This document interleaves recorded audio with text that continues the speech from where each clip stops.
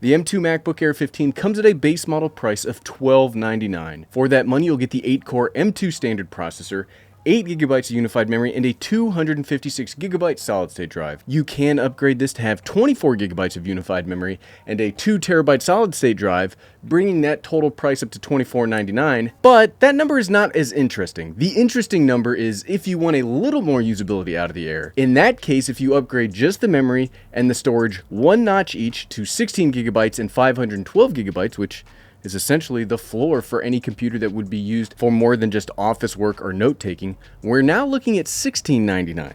Keep that number in the back of your head as we swap over to the 14. And as you keep that number in your head, I'd like to thank today's sponsor, iFixit. The 14 comes in at a base model price of $1999. Here you'll get the 10-core M2 Pro processor, 16-core GPU, 16GB of unified memory, and a 512GB solid-state drive. Now that's just the base without any additions. You can spec this thing all the way up to the stratosphere compared to the Air, but that's really outside the purview of this video. I think we all, you, me, even the haters, we can all agree that the MacBook Pro can spec higher than the Air. That's objective truth. So we seem to have a laptop that's a little bit more expensive, but better, and a laptop that is slightly cheaper, but bigger. However, the wild card in this whole mix is the Apple refurbished website, which has the M1 MacBook Pro 14 base model with all the specs we just mentioned, which it has the M1 Pro processor as opposed to the M2 Pro processor. That comes in at $1539. So that version is cheaper than either laptop. All that goes to say is that both a 15-inch MacBook Air and a 14-inch MacBook Pro can be had for roughly the same price. Okay, Gary, great. Thanks for telling me they cost the same. So which one has the better hardware? Both of these run the same operating system. Both have roughly the same user experience. So we're not going to talk about that. Obviously, they're two MacBooks. The MacBook Air 15 has a 15.3-inch diagonal display, and it is noticeably bigger. This display can go up to 500 nits of max brightness and is one of the nicer options on the laptop market.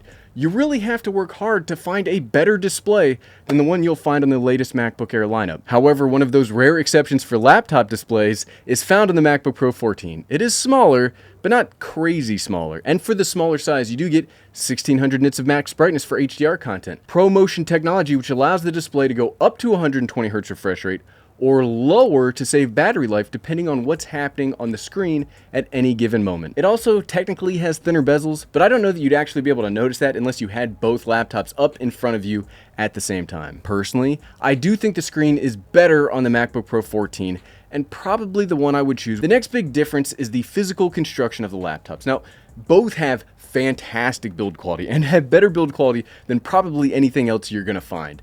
The MacBook Air is bigger. This is more like a smaller MacBook Pro 16 than a bigger MacBook Pro 14, if that makes sense. Because of that size, I feel like this has more stability when traveling. The surface area makes it a more sure and steady work travel companion compared to the somewhat smaller MacBook Pro 14. Now that's not to say the MacBook Pro 14 is too small or it's like, I don't know, wobbly. But the MacBook Air 15 is what I would consider to be the perfect size for a laptop.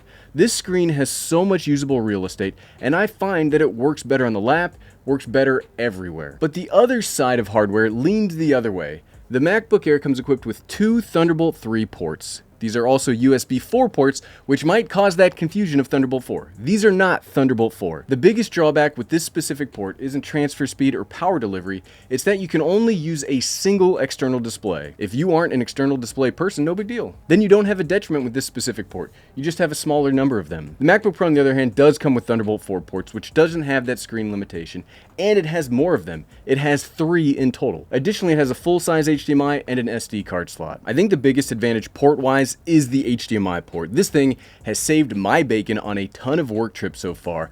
I'm not sure that I could get along as easily without it. Yes, there are dongles, yes, there are adapters, but it's just nice having it built in. Thanks again to iFixit for sponsoring today's video. You can learn how to fix just about anything at ifixit.com. Search through thousands of free repair guides and find the high quality parts and precision tools to fix your phones, laptops, game consoles, and so much more. My son's laptop recently broke on him, and I had to use my Manta driver kit to fix it. That kit handles anything I throw at them. Thankfully, they're all backed by a lifetime guarantee. And now in the month of June, you can get a Father's Day custom coupon for 20% off iFixit tools using the code DADDAY after you click the link in the description below. There is a small weight difference between the two laptops that might not sound like much, but I do think it is big enough to have a quick note in the video. The MacBook Air is bigger, but it weighs 3 ounces less. If that doesn't sound like a lot of weight, you clearly don't frequent the ultralight backpacking subreddit. But it's not that small weight difference that's so impressive. It's that you get the bigger size of the MacBook Air for that even less weight. This is just a joy to travel around with. I've gone on one family trip in the past 2 weeks, and the MacBook Air was so good to take with me. It does this weird thing where it feels lighter than it actually is. Now I know I'm going to be sounding like I'm coping hard on this laptop, but go to a store and see if you can try picking it up and holding it in the hand. It's really crazy how it's almost as big as the MacBook Pro 16, but it feels so insanely lighter. For me, it feels even lighter than those 3 ounces would suggest because of the wider surface area of the laptop. Something this big shouldn't feel this light, but holy crap, they figured out a way to make it work. Again, I'm not trying to say the MacBook Pro 14 feels like a brick or anything, but because it's smaller and it's wider, it does feel denser to carry around. It's almost like my feelings about the iPhone Pro line of phones. They are lighter than the Pro Max, but because it's smaller, it feels so much denser and less comfortable for me personally to hold. It's kind of the same thing here, where it's not that big of a difference, but because of the size differences, it does feel like a bigger difference. The MacBook Air 15 does have an advantage over its smaller siblings in that it has 6 bottom firing speakers opposed to the 4 found in the MacBook Air 13. And in fairness, the audio quality of the MacBook Air 15 is actually really good, again, compared to the other laptops in the world. However, again, nothing can really compete with these serious quote-unquote pro-sounding top-firing speakers from the MacBook Pro 14. Well, I guess maybe the MacBook Pro 16 could. This thing sounds incredible, and if listening to folks talk or listening to music without headphones is your thing, well then this is the laptop to get. Performance-wise, there is a difference, and that does tilt in favor of the MacBook Pro. You are also getting one of the best thermal systems in the world. Now, okay, here I have to walk a tightrope. The MacBook Air, both the 15 and 13, do not have an active cooling system. They have a passive cooling system without a fan. Generally speaking, if you are an office worker, a content creator, yes, even a YouTube video editor, or a student, the odds of you pushing the thermal envelope in one of these MacBooks is just about 0. But if you do things that pull more power, such as gaming, code compiling, running 5 benchmarks at a time to show a computer overheating for YouTube clicks, well, yes, then performance probably will start to degrade. And in those circumstances, the MacBook Pro 14 will do so much better than the MacBook Air, and that shouldn't be surprising. The Airs are not marketed as power machines. It's just that Apple processors are so good, you can use them as such in a pinch. But performance overall, I have to give it to the MacBook Pro. So all of this aside, which do I recommend? And honestly, team, this was probably the toughest recommendation that I've had to come to in recent memory. These are probably my 2 favorite laptops ever made. I love the big size and the lightweight nature of the MacBook Air 15. This is my perfect computer, bar none.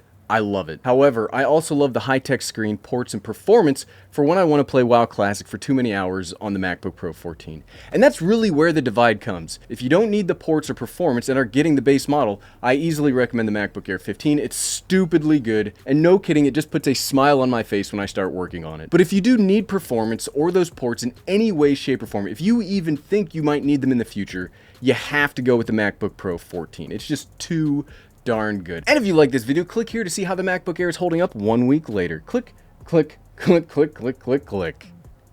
Thanks for watching.